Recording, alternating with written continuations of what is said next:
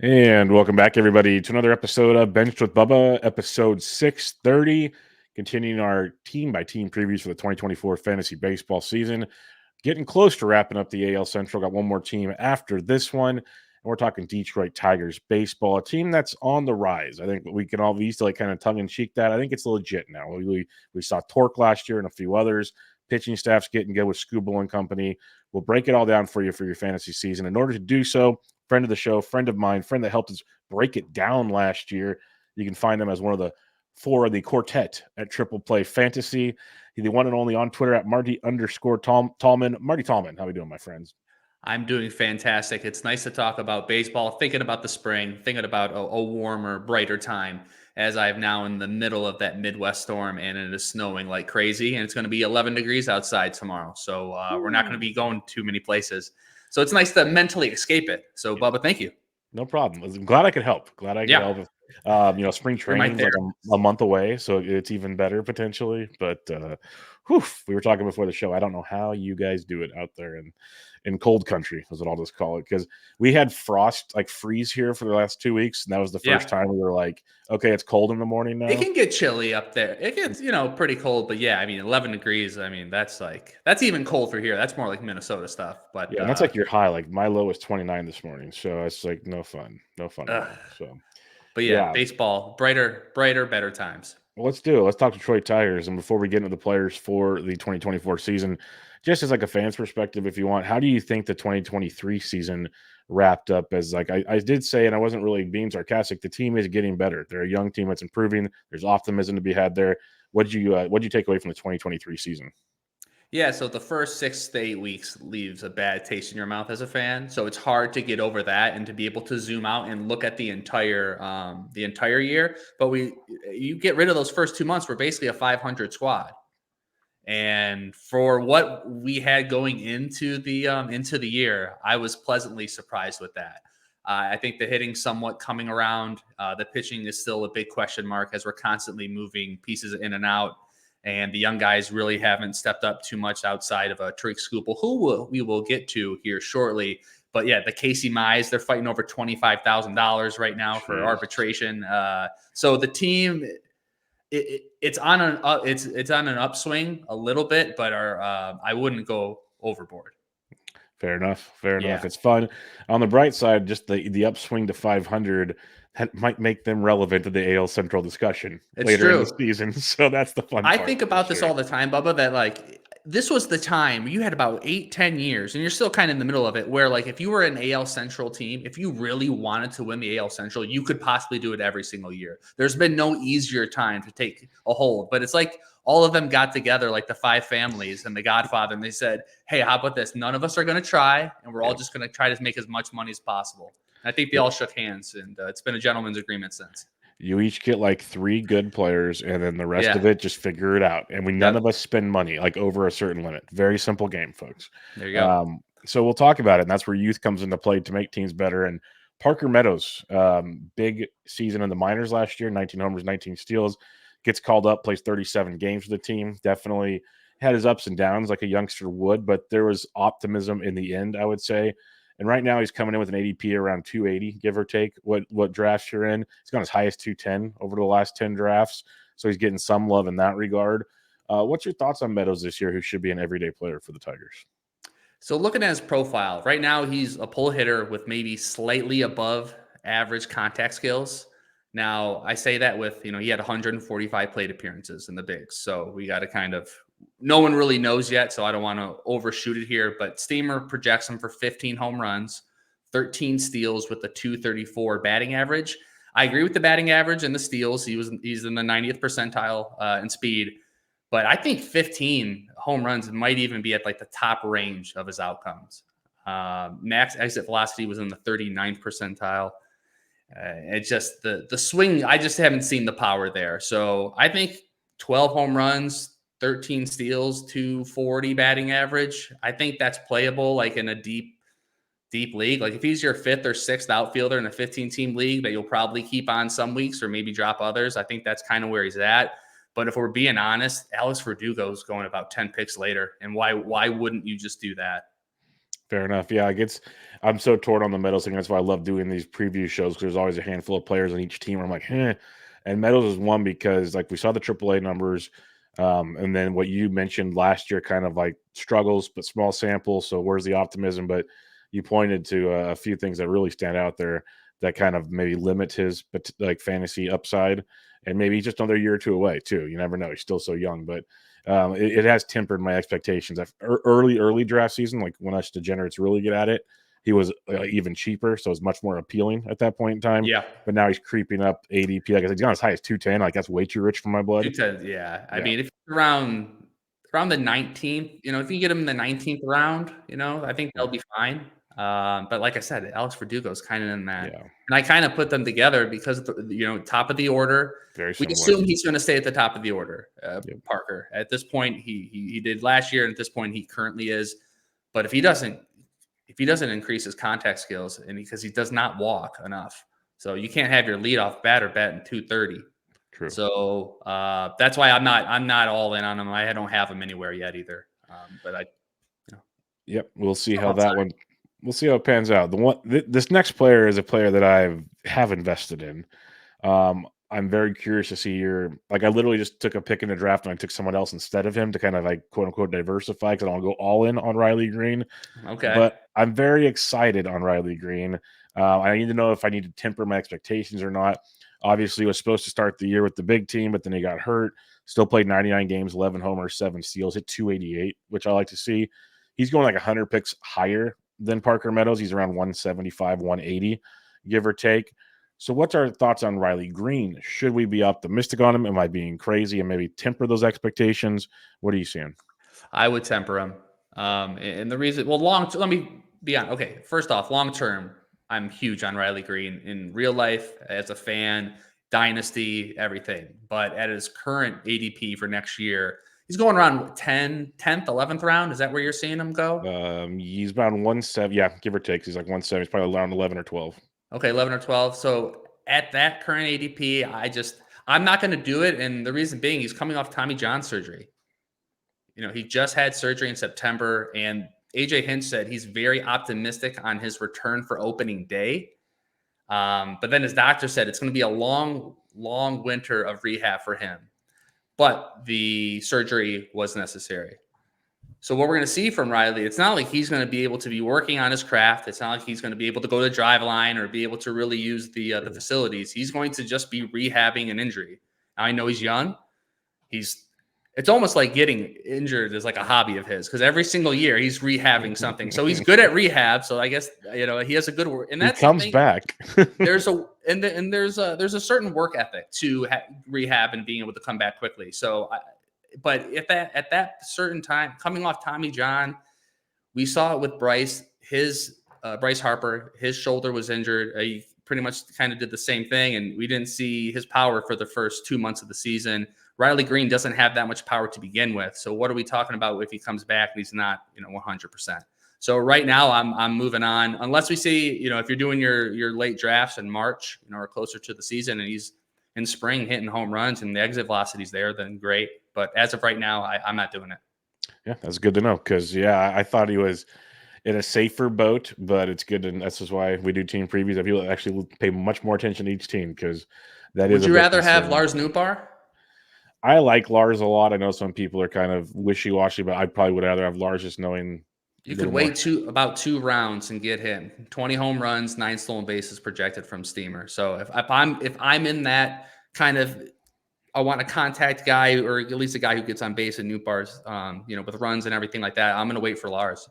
Well, let's just say I'm in round 12 of my DC, and I was looking at Riley Greene, and instead I took Chas McCormick. Let's put it that way. Okay. So that's kind of where I was weighing between players like that. That's kind of who is, at least for outfield, I needed outfield. So that's what I was looking at in that regard. Now, right or wrong? I think that's a good pivot because he's kind of in the same. I mean, he came out of nowhere, to be honest. I didn't really have him too much on my board coming into last year. So yeah, it's like Chas McCormick DeBow. It's like Chas, Riley Greene, Masataka Yoshida, James Outman, Lars Nootbaar. They're all kind of going together right there. I would take Yoshida. Yeah, he's the only thing with Yoshida that concerns me a little bit, and it's just maybe a stupid concern. I don't know how much power is really there. That's my only concern. But overall hitter, you're probably 100% correct. I'm not going to disagree with that at all. I think him and Riley will probably have roughly around the same amount of home runs, and I can bet better on his batting average. A team context, what do you think? You think Red Sox? I still like at least the top half of that lineup still very strong. Especially, I'm a believer in Trevor Story, maybe not being peak Rocky Story, but still a very good Trevor Story. He's being slept on right now. Exactly. You got Devers and some other guys. I think the top half of that lineup is still pretty strong. Yep. So I'm there. Talk about pretty strong and a lot of power. Spencer Torkelson, aka Torque. It's pretty much in the name, folks. This guy, 31 bombs last year. The second half was glorious. Still, batting average 233. Strikeouts, not as bad as you'd expect for a dude that just pounds baseballs. The 25% is very palatable. What's your thoughts on Torque this year? Because the expectations are high. ADP is around 115. It's the conversation. Casas or Torque is what people like to use a lot. So what's your thoughts on Spencer Torkelson? Yeah, so Torque I'm actually really big on. Starting in June, Torkelson completely altered his swing. And I was just talking about this on the Triple Play Fantasy Baseball Show, which you should tune in each week as I get my plug in there. But no, I was just talking with the guys. And Torkelson, starting in June, he changed his launch angle. It's the 17.1, the exact same launch angle as Jordan Alvarez. You might have heard of him. He knows how to hit bombs as well. And he really, more importantly, he really focused on pulling the ball. And by doing that, he completely ignored any pitches near his knees, anything on the outside of the plate. He only swung at pitches, obviously middle, but more importantly, middle in, and specifically up. And from the time he did that, that's when we see him hit those 27 home runs over those few months. So I love that he changed his approach. For the year, he barreled the ball more times than Mookie Betts, Bobby Witt, Rafael Devers, and Kyle Schwarber. So I'm not just like drinking the Tigers Kool-Aid here. I'm actually more harsh on the Tigers than all the other teams because I watch them so much. Yep. So I think ultimately it comes down to I'm buying into his second half gains. Mm-hmm. Everything that I saw him do over the second half, I think that's something he can easily bring over to next year. He's number one overall pick. He was always credited at having really good eye, really good contact. So I think he's made that alteration, and 40 home runs, I think, is in his range of outcomes.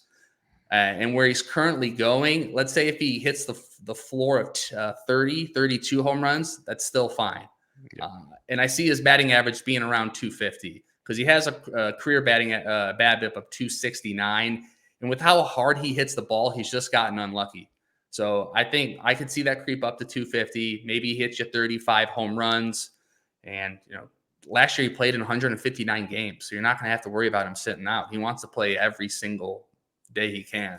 So if you can get him I drafted him in the 8th round of the Gladiator we were in together. Okay. Where he's going, I'm taking him. Yep. I don't hate it at all. I've told people like the Casas versus Torque debate. It's like Casas probably better average potential for 35 to 40 homers. Torque probably does hit 35 to 40 homers, might have a little less batting average. Yep. Just kind of pick your poison. What do you need in your draft? But there's a round between them, right? Like you can wait on Torque that extra round. They've been like, Casas has gotten a little more steam of late. So he's going, or like when drafts first started, they were almost like right next to each other. Okay. Yeah. And they definitely are starting to stretch out. You're 100% correct there.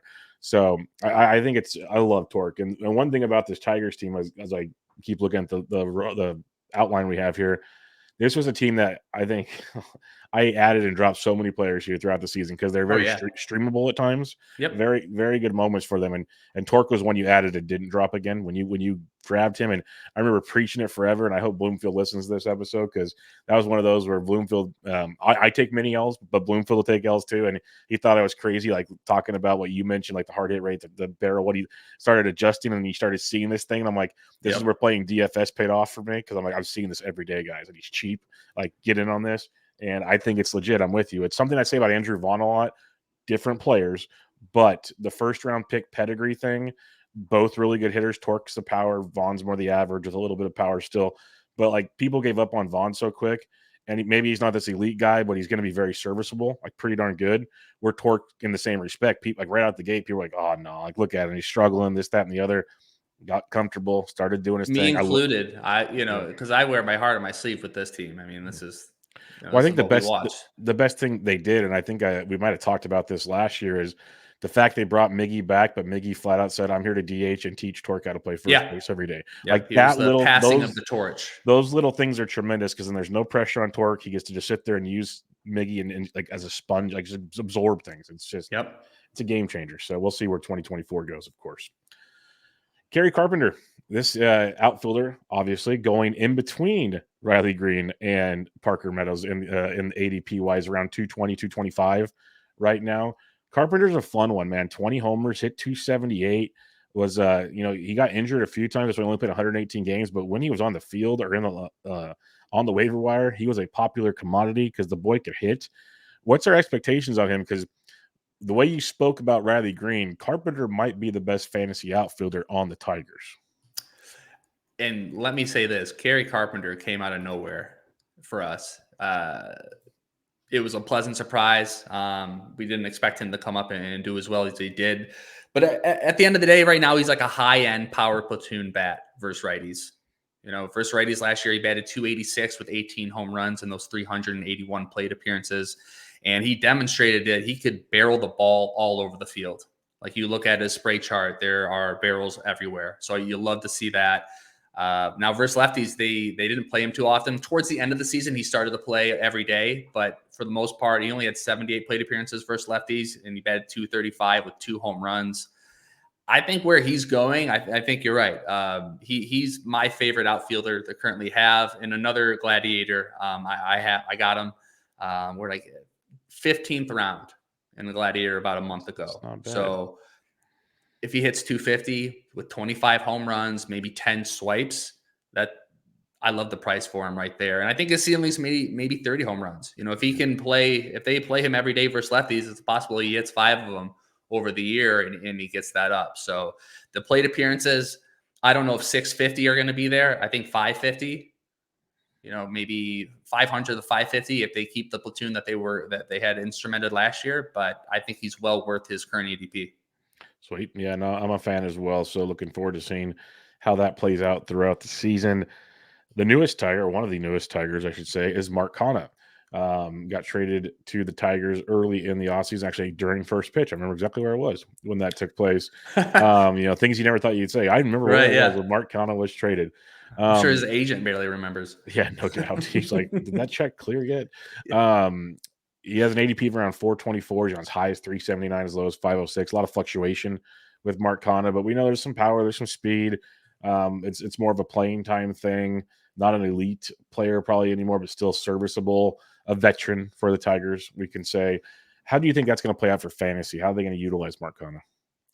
I think he'll be there. He'll be there every single day. Now, whether or not he's going to be playing, that's going to be another thing. I think they're kind of having him as a mentor role / playing, as much as he can. At his age, I think he's a deep league streamer. I think maybe he's one of your last picks in a 15-team league. I think that's fine.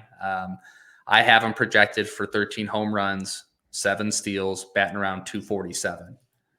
So when is he going to get those? Are you going to play him every single day to get that? I don't know. Obviously, he always gets the OBP bump. Great eye. He does walk, so he does get the boost there. I don't see any reason to currently draft him unless you're in a DC and he fell all the way down there and you're just looking to fill in bodies. I think he's fine there. But other than that, you'll stream him. Okay, sweet. Yeah, no, I look at him in DC. I'm like, yeah, I could see this, but There's I'm always still something curious. better. There's I'm more sure, yeah, more meat on the bone somewhere else. Exactly, because I'm like, I'm not like you basically said. What I keep thinking is, I'm not convinced he's going to play enough to really make it work. And it's going to be frustrating deciding when he's going to play in your roster. That's going to be the big part. Jake Rogers, we're talking catchers, folks, here on Bench with Bubba, of course. Imagine that. Yeah, Jake Rogers, 21 ding-dongs last year. I even loved it in 2020. I remember like when he first came up, I'm like, this dude's got power guys coming from the minors. He was like 2K, went on DFS. Like if he's in the lineup, just plug him in for free, see what happens.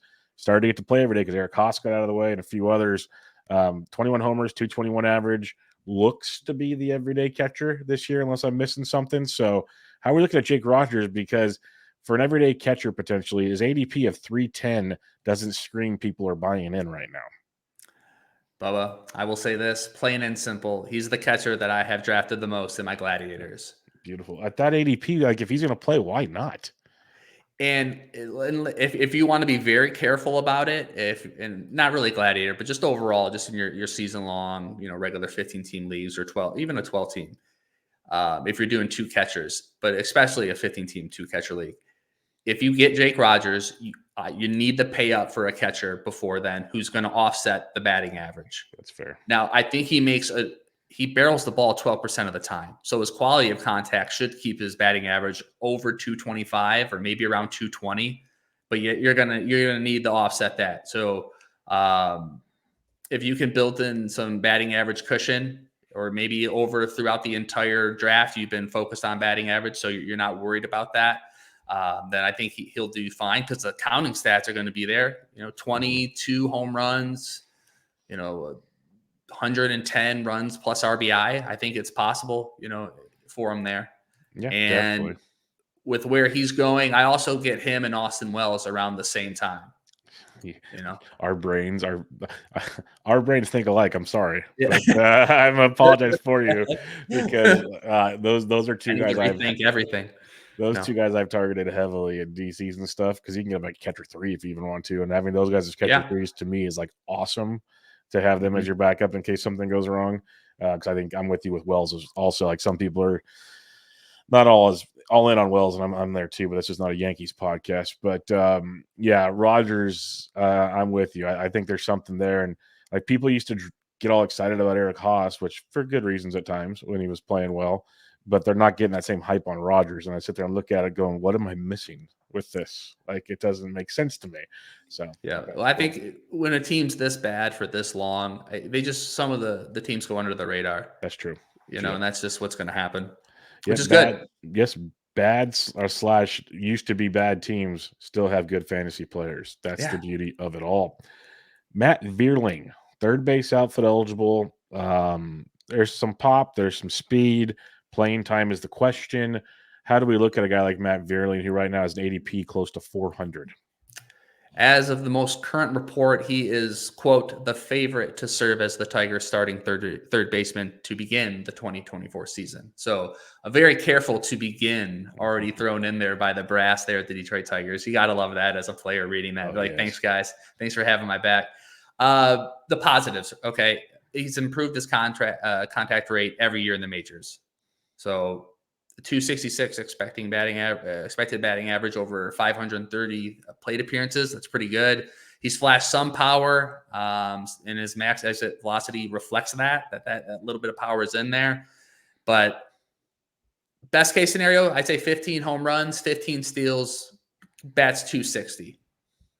He holds the job down long enough, and he's able to get you that. And I think that's middle or corner infield. Eligible for you. For sure. I think there's places where he's going. I think 15 and 15 is great. And I don't know if there's any other place where at that current price where you can get that. No, not at all. Not at all. Close to 400. No. Yeah. So I think he's good where he's at. I think he'll be fine. Yeah. We talk positional flexibility and in DC, he's a guy that has corner and outfield combined. That's tremendous because most corner outfields are first base outfield, which is still nice. But that third base wrinkle at that position is pretty for sweet. your best balls. I mean, that's great. For the DC, for the 50 holds, rounds, the draft and holds, that's great. You're gonna need that. Definitely a punch in the right direction. But if he loses his job, it's not my fault because there's a lot of young guys coming up behind him. Yeah, and they're all trying to get there. That's why he's picked 400. So that is the one thing about this team. We'll get to that at the end. There are a lot of young guys that are chomping at the bit, which could be fun too. Javi Baez, got to mention him because he's still the shortstop. His ADP is 2 picks. His ADP is 2 picks after Vierling. Javi Baez we're living in a world where his ADP is close to 400. I think if we would have said that like 4 years ago, no one would ever believe us on the face of the planet. But he can't hit for average. The power disappeared. Power's gone. Stole 12 bags last year. It's brutal.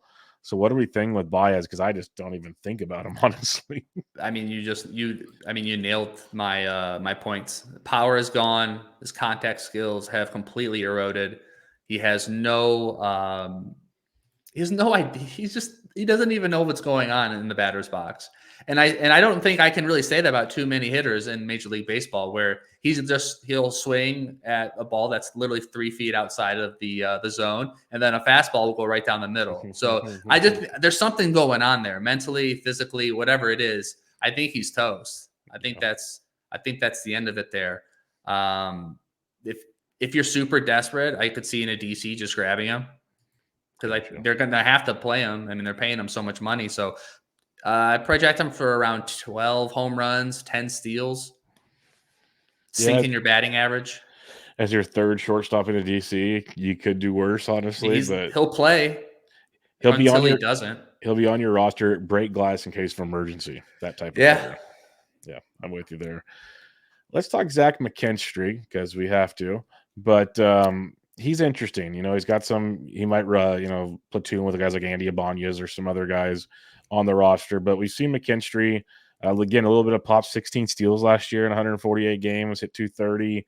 What are our expectations on McKinstry, who also has an ADP of 403? A lot of these guys going around the same spot. Yeah, and that just means no one really knows what to do with him. And McKinstry, the team should be good enough where he doesn't need to play 148 games or whatever it is.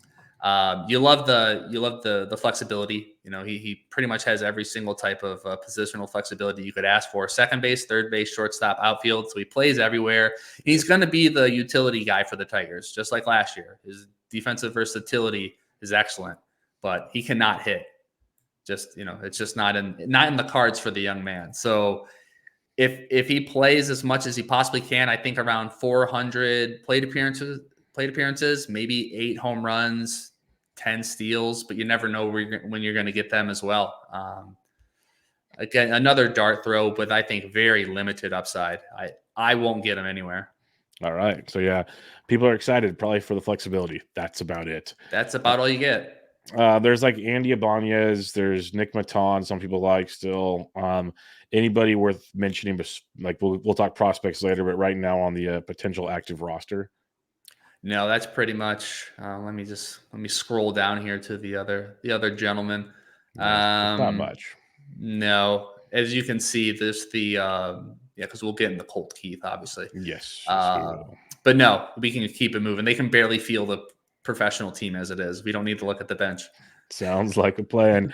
Now let's go to the pitching staff for one of the most volatile names on the fantasy baseball radar, because as it should be. You either love Tarik Skubal, or you like him but don't think he's worth the ADP, or you just think he's just not worth it. Type thing. I'll take the middle one, Alex. Yeah, that's you and I are in the same boat. I think the skills are legit as can be, but an ADP of 52 with like Aaron Nola right before him. You have likes of, let's say, Freddie Peralta, Framber Valdez, like a bunch of dudes going after him. Tarik's really good, but the concern I have, and then the floor is all yours, 80 innings pitched last year. That worries me. What are your thoughts on Tarik Skubal? Because I just don't think the workload's going to be there to be your potential ace. Yeah, so starting off, I mean, he did return from a flexor tendon surgery. So that's in itself, I'm glad he got over that hurdle. And from July on, he was absolutely incredible. 80 innings pitched. Velocity was through the roof. It's the highest we've seen it. The swinging strike rate was elite. He had a 28.4 strikeout minus walk percentage, which, to put that into context for the listeners, the league average is 14.2. So to have 28.4 is absolutely elite. It puts him up there. Only Spencer Strider had a higher strikeout minus walk percentage. So, I mean, that pretty much says it all. But the problem is here, he has Bieber fever. And what I mean by that, Bubba, is just like Shane Bieber, 2020, he played all of those bad teams. And look what it did to him. It made him look like he was a Cy Young candidate. And it wasn't that bad for Skubal, or that good for Skubal, but it pretty much was. Because you look at the 11 teams he faced, the average WRC plus, if you average out all the teams, is 97. So over those 11 games, he was always playing, below average competition. So he played the Royals, he played the A's, the Angels, the White Sox twice, and also your Giants. Yeah, that's fair.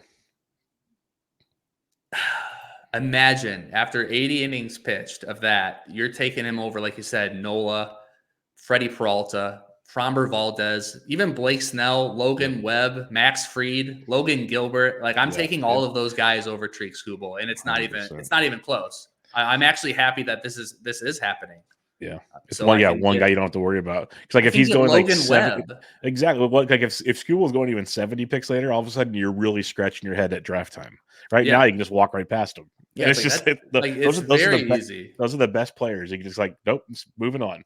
And yeah, like you said, Logan Webb, innings eating machine, runner up in the Cy Young, Blake Max Snell, Cy Young Fried. Award winner. Like you have all these dudes. I like Fried over him. I think him and Peralta, it's close.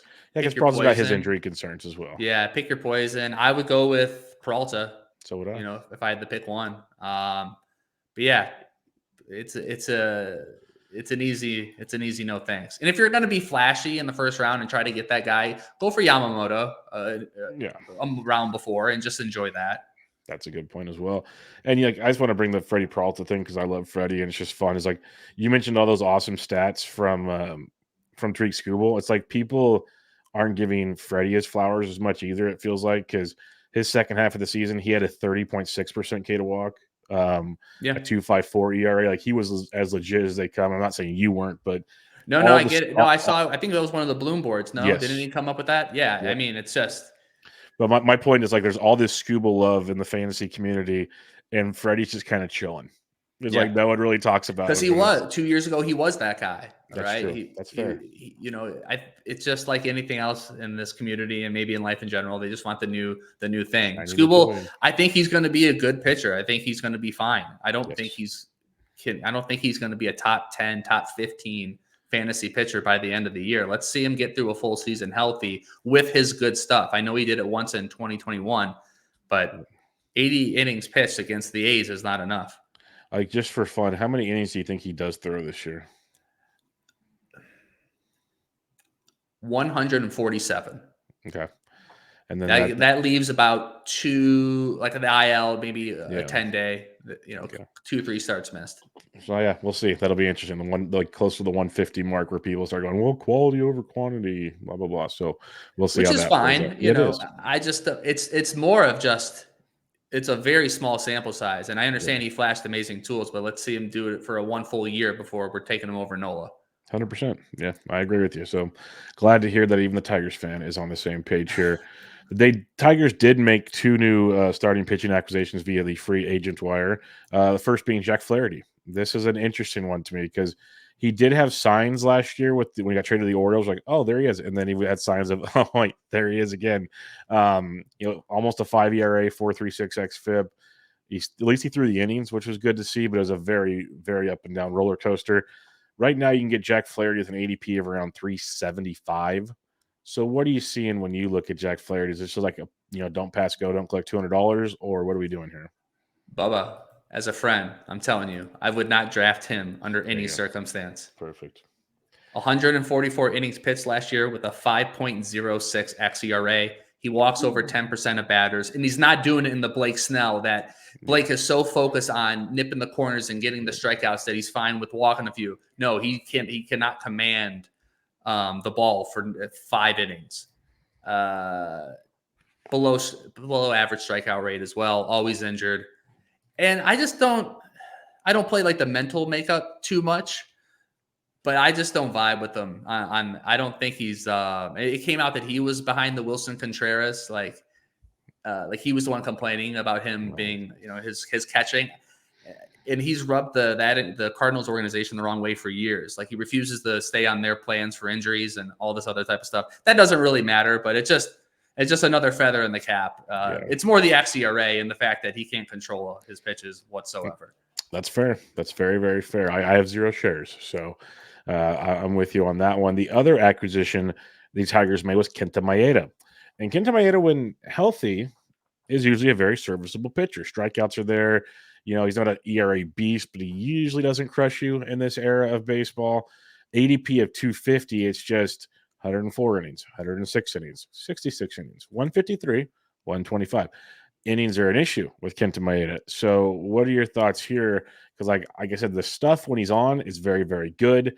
It's just how often is he on? Yeah, and I think that argument that you brought up earlier about, well, he'll get you 130 good innings. I think that one fits here for Kenta Maeda. I know he's 36 years old, and he's about a year and a half now removed from the Tommy John surgery. So I think this is going to be his last year if he is going to be able to continue it. In 104 innings in 2023, he had a 3.76 ERA with a 20.80 walk strikeout minus walk rate. That places him between Jesus Luzardo and Scherzer. I mean, so that's good company there. The home runs were a problem last year, and that goes for Joe Ryan and Yes. a couple of the other Twins pitchers. I don't know what was going on over there, but 1.47 home run per 9. That's going to naturally go down because of Comerica Park. Especially at the beginning of the season for those first couple months in the cold. Splitter, his splitter looks great. He has plus command. How long will he last? If he gets you 140 innings, I think you're going to be really happy with that. Yeah, I don't disagree. That's just always my concern is how many innings do we get? Because when he's on. He's really, really good. So it's going to come down to your roster construction and what did you do with your first 4 or 5 pitchers in front of him? 100%. That's a good point. Did you build do you have a bunch of people who could potentially get injured, or do you have a firm base where now you can take a couple upside shots? Where I think he's one of those.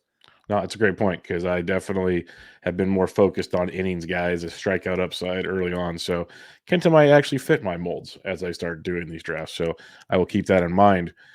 Next pitcher here, Reese Olson. This is a guy that really blossomed last year. It felt like, sub 4 ERA, got you 103 innings in the bigs. You combine that with AAA, we're talking close to 140 now, which is great to see. ADP of around 275 as well, similar to Kenta Maeda. So what are we thinking with Reese Olson coming into like his first real good, like big chance to, I guess, shine with the Tigers? He's a wait and hold for me just overall. Last year, 4.06 ERA, which is really good. A 16.6 K minus walk. Gave up 1.22 homers per 9 though, and the command has always been a problem for him from the minors, up. So his slider's good, but the problem is that's it. Like his other secondary, tertiary pitches don't complement his slider yet in any type of way. So as you watch him, that's why he's not really being able to get to that next level, and I haven't seen that yet. He's going around mid 19th round, 18th, 19th round. Seth Lugo's there, Taj Bradley. Yeah, I think Olson has more upside than those arms. So I think, again, if you built your roster where you can start taking some shots, I think he's fine if he's your last pitcher, on a week-to-week basis, and you're streaming them in good matchups. And I think it's possible he has SP4 upside if everything goes very, very well. But conservatively, if he's your last pitcher, it's okay, and you can move on from him if he's not good. Beautiful. Let's talk Matt Manning because he's technically penciled in as your number 5. Talk about a guy that's came up with high expectations, and it's been quite the roller coaster of emotions with Matt Manning. Yeah. What are we thinking this year? Can we trust him ADP of 433, or is it just better to kind of move on from Matt Manning? Move on. 5.48 xERA last year with a 15.8 K percentage. I mean, that's awful. There's nothing I see. There's no reason to draft him as of right now. All righty. Moving on to the bullpen real quick here before we talk all these prospects. I'm really excited to hear who you have in mind besides Colt Keith, of course. Alex Lang. Alex Lang, just everyone kept waiting for him to get his head chopped off, basically, and he ends up with 26 saves and found his way to get those saves, even though it was choppy at times. You have Jason Foley. To say the least. Yeah, he had Foley, who's good. Vest had his moments of being good. They bring in Chafin. Shelby Miller gets signed. They said he has closing abilities. What are you doing with the Tigers bullpen when it comes to draft day, especially maybe in a draft and hold format? Well, let's say he gets out of spring training with the job, Alex Lang, which I think he has the best shot of everybody so far. So that's in his favor currently. As we know, we always draft for the role with closers, not their upside or their how good they are. The skills don't matter if they don't have the job. So as of right now, Alex Lang, he has the job. But let's say if he does keep it, last year he had the worst walk rate in all of baseball at 16%. He's walking 16% of the batters he's facing. That's not good. That's devastating on a night-to-night basis to have to be able to pitch out of that. So I'm not sure if he'll be able to hold on to that role for too much longer. The good side, he does a good job limiting hits just overall. He has a good ground ball rate, but his job is just not stable. And this just goes for your listeners in general. If you're at this current time that Alex Lang's going, if you're getting your first closer, you have screwed up. Oh, yeah. You would need to get somebody before then. Jose Alvarado's in this area. Jose Leclerc, whatever's left of Robert Suarez and his role there after the Padres bought everybody.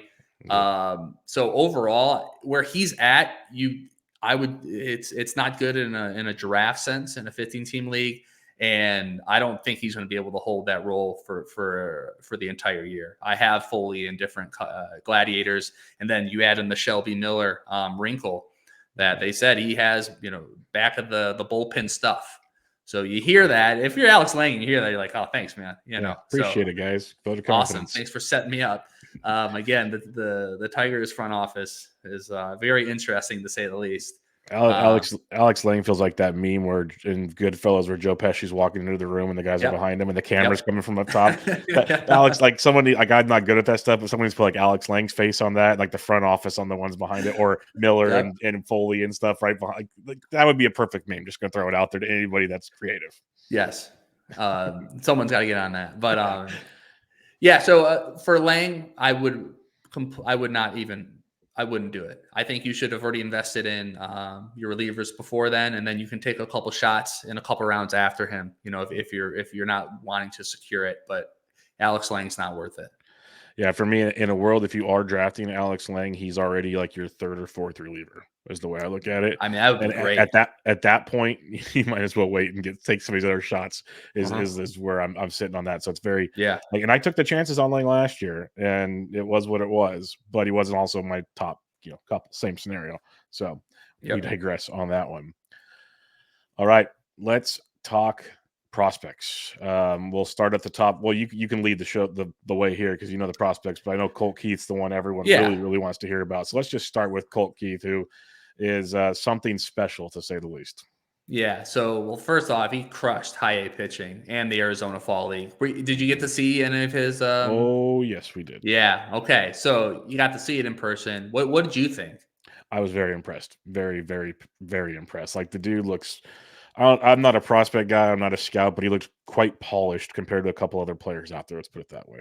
I know the AFL's talent was down especially from a hitting perspective from when it was Mike Trout and Bryce Harper all those years back. But the fact that he's still standing out, in that sense, which is exactly what I heard. Do you happen to remember what the ball sound like off the bat? It was loud. Did it get your attention? Like, yes, boom. like Manzardo would do that. Colt Keith would do that. There was a few guys where you're just like, whoa, okay. Yep. Yeah. See, so he's crushed high A pitching, AFL league. He was incredible. He's the 25th ranked prospect on MLB.com. So a lot of times we'll see with the Tigers organization, they'll have these prospects who they rank very, very high. And then when you go to cross-reference them to any of the prospect guys, specifically MLB.com, they're never this high on him. So in other words, he has national recognition, which is good to see just overall from a fan's perspective. And we're not seeing prospect growth being linear at all. Like he could come up at any point next year. And I think it's possible midsummer that he does. But I'm extremely excited. Especially when you mentioned the third base situation already. It's like they're just leaving those platoon players there waiting for him to make them say, hey, come here. It's your job. Yeah. It's an inside job, as they say. So I see him taking over the hot corner. It's not a if, it's a when. Gotcha. When he does. Who else are you looking at? I know Jace Young, Josh's brother is a name I've heard a few places. Yeah, Jace. There's a handful though. So who do you got here? Yeah, so he in high A, Jace struggled. I mean, so that was in 2022. So we were all a little bit worried there. But then he got healthy. He was able to, string together. He went across two teams in 2023, and that's when he hit the 28 home runs. The strikeouts are there. He does strike out at a fair amount. But I don't think he'll be as good as his brother. Not to make that matters, but I think if we're expecting him to come out of the gate like that, I don't really see that. But again, with the Tigers situation being so fluent, there is no reason not to take a shot, one of your last picks, in a DC, just to see if he may come up at that point. But he won't be there for opening day. Okay. Anybody else that stands out to you? Because like I said, I keep scrolling through their prospects and yeah, there's options. Yeah, there's a bunch. Let me see here. I want to Justin Henry Malloy. Malloy, yeah. Yeah. He was, so the Tigers acquired him from the Joe Jimenez deal a few years back. So he's from the Braves organization, which has proven to be pretty good over these last couple of years. So that's a good sign. Steamer doesn't know what to do. They've projected him for 66 plate appearances. So we don't know, how that's going to fold out. But in AAA, he hit 23 home runs, batted .277. Third base has obviously, has been a huge problem. Offensively, if you combine the WR or the WAR for offensively for third basemen, the Detroit Tigers ranked last. So they're bad on both sides of the ball. So anyone can take that spot. So he's a guy that offensively I'm going to be watching over the spring. And he's 24 years old, so he's not that, he's not this young guy. Like, he's ready to be in the majors, from an age perspective and as far as the seasoning goes. So yeah, that's the guy that I would keep an eye on as well. What are we expecting from Casey Mize this year besides trying to get $25,000 from the Tigers? Yeah. It's Casey Mize shut down his throwing program last year without giving the Detroit Tigers any notice. Oof. And that clearly pissed off the front office because they're going to nickel and dime him now for that. So who was now your first overall pick is now, fighting over $20,000 or whatever it is. Overall for Mize, he's the good here. He said AJ Hinch said he's going to have a normal off season, and there's been no plan of any type of pitch restrictions yet. So he's a guy you just have to watch for spring, see how he looks, see where the velocity's at, see where his stuff's at. He's completely changed his arsenal each year, so I don't know what to expect there. So he's a guy that, again, if you're drafting him, it's going to be, it's going to be one of your last picks. It's a potential shot. He's going to pitch. He's going to pitch as much as he possibly can. So there's going to be numbers inherently built in that. But I don't know what to expect. I'm going to have to see him in the spring and see how he does for the first couple months, and we can kind of go from there.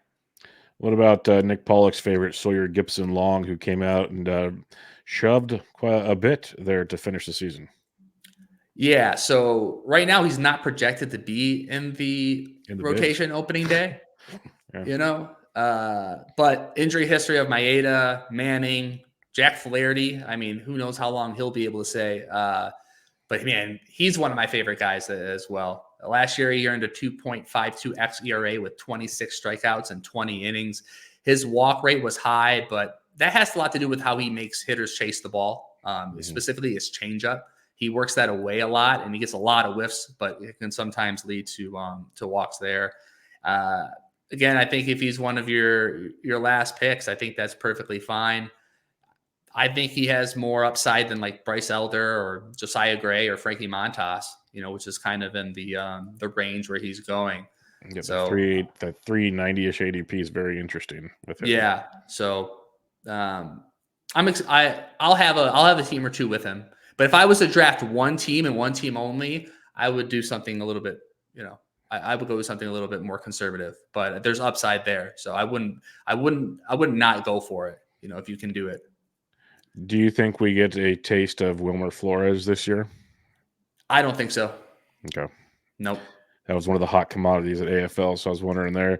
And then what about Alex Faedo? That's our Fido. That's another guy, like a big top prospect at one point, and it's just been another one. It's been a mess. Another one that bites the dust. So I didn't even bother coming up with a profile for him. As of right now, he's 100% off my radar. And he's another. We had 4 or 5 like really early picks on pitching, and maybe one of them's turned out. So I don't know what that says about the organization and their ability to build that pitching, but we'll see.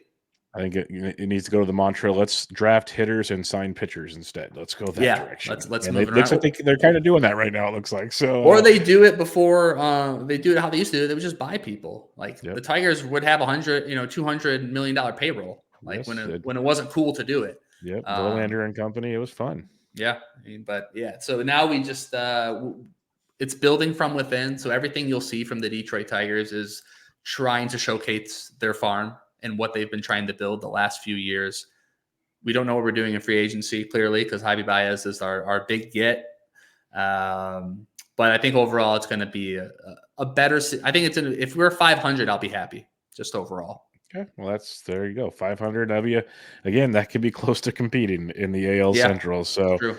That'll be fun for sure. But appreciate it as always, my friend. That was Yes, fun. Sir. I joke about it a lot, but I will end up talking about a lot of these players on Fab previews each and every week. That'll just happen because matchups will dictate it, and they will have their moments. Like there was a 2-week Andy Ibanez. Heck, all the Tigers and Twins were like very popular the last week of the season because they had like 8 games or something. So these guys will be relevant at one point in time. For the DFS guys too, like you said. Oh, yeah. They're slept on. For some, for good reason. Let's not let's not get it twisted here. But they're still getting 4 or 5 at bats every day, and they're cheap as hell. That's why I love them. Like you don't need them to go like Yordan Alvarez on the place, but some of them can potentially do that, which is a beautiful thing. But make sure y'all check out Marty on the Twitter at Marty_Tallman, and of course, Triple Play Fantasy coming at you guys every Wednesday, correct, or Thursday? Wednesday or Thursday depends on the. It depends on what Art's doing with his women of the night. It happens. Little cheesecake. He's a man of the people. In case if any of his family members listen to this, I was kidding. Yes, maybe I don't know. Maybe you never know. What he does. We'll see. And if you guys are listening to this, thanks, appreciate it. But Marty, as always, it's a pleasure talking to you, my friend. We'll do it again sometime. Man. I appreciate it as always. I'm really excited for the upcoming season. And if you get nothing from this podcast, it's Spencer Torkelson's. He's going to hit 40 home runs. There you go. Beautiful. There you go. 40 dong torque. All right, everybody. This was Bench with Bubba, episode 630, your Detroit Tigers season preview.